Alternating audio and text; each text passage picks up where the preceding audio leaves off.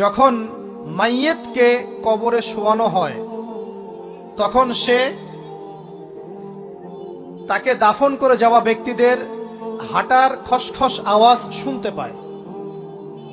এরপরে তাকে যখন শুইয়ে দেওয়া হয়, সে যদি মুমিন ব্যক্তি হয় তাহলে তার মাথার দিকে তার সলাত এসে দাঁড়িয়ে যায়। দুনিয়াতে আপনি যে নামাজগুলো পড়েছেন, আমি যে নামাজগুলো পড়ছি, এগুলো মাথার দিকে দাঁড়িয়ে যায়। ডান দিকে চলে আসে তার সওম, সওম মানে কি? রোজা। বাম দিকে চলে আসে যাকাত, যাকাত মানে কি?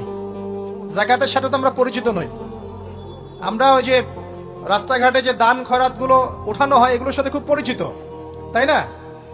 তারপরে পায়ের দিকে চলে আসবে তার আত্মীয়তার সম্পর্ক রক্ষার ইবাদত, তার এই যে অন্যান্য দান সদকা, তার নফল আমল, তার তাসবিহ তাহলিল, তার কোরআন তেলাওয়াত ইত্যাদি পায়ের দিকে চলে আসবে।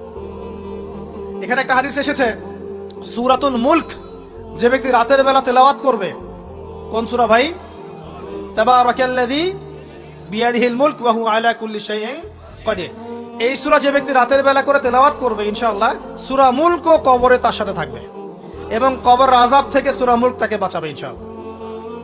আমি বুঝাচ্ছি যে কি অবস্থাটা হবে।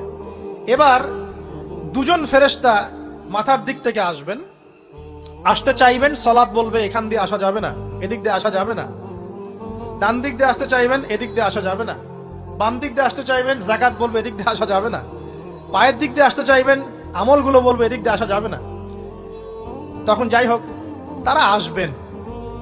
এটা তাদের এটা কথা কি? এটা কথাটা হচ্ছে যে সলাতের গুরুত্ব, মানে সে সলাত আদায় করেছে, সে আমার হক আদায় করেছে, আমি তার পক্ষে আছি, এটা পক্ষে বোঝাচ্ছে। রোজা বলবে আমি ওর পক্ষে আছি, তাকে আপনি কোনো শাস্তি দিবেন না, আমি তার পক্ষে আছি। আপনারা দুজন তাকে শাস্তি দিবেন না, আমি যাকাত তার পক্ষে আছি, এটা পক্ষে থাকার কথা। তারপরেও তারা আসবেন, চোখগুলো হবে নীল এবং কালো বর্ণ, নীলাপ চোখের, কালো। মুনকার নাকি? উঠে বসিয়ে দেওয়া হবে। এবার তিনটা প্রশ্ন। প্রথমে প্রশ্ন হচ্ছে কি, মান রব্বুক, তোমার রবকে? তখন মুমিন বান্দা বুক ফুলিয়ে বলবে রব্বি আল্লাহ, আমার রবকে। তারপরে প্রশ্ন হয়ে যাবে মা দিনুক, তোমার দিন কি ছিল? মুমিন বান্দা উত্তর দিবে কি, দিন ইয়াল ইসলাম, আমার দিন ছিল ইসলাম। এখানে শুনে রাখেন, পৃথিবীতে যারা ইসলামকে পরিপূর্ণ রূপে পালন করবে তারাই এই উত্তর দিতে পারবে ইনশাআল্লাহ।